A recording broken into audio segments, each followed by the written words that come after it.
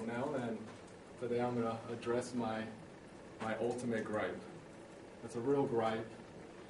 I'm not sure if you guys have ever been sneezed on or coughed on, but if you have, then you probably feel the same way I do. That's not going to work unless you run the slideshow. Oh, Push okay. F5. That's right. Yeah, F5 is a quick way. Ah. Now it'll work. Ta-da.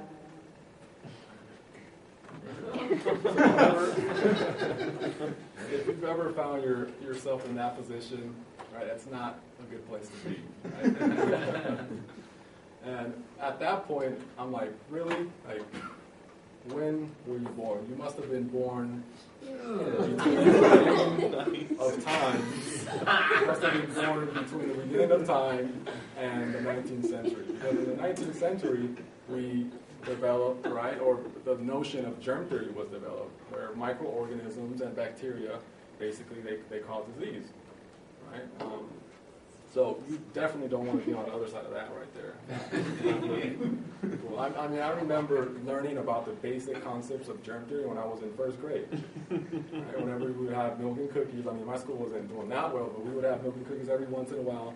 And during lunch, before lunch, we were reminded that you had to wash your hands before you had lunch, right?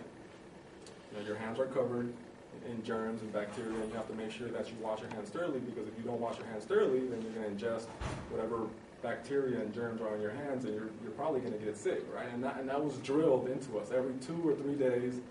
So for me, like when someone doesn't cover their mouth, you know, before they sneeze or cough, that's just like you never went to first grade. Like, were you not there, present? Did you not learn the basic concept of germ theory?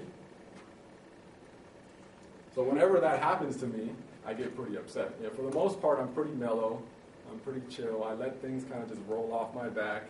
But when people sneeze on me, I feel like licking my hand and just kind of shoving my hand in their eye.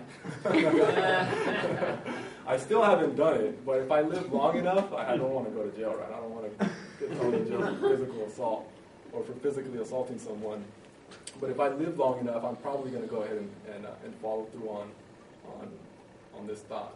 Just kind of just let it marinate there. And these are interesting facts about the big sneeze.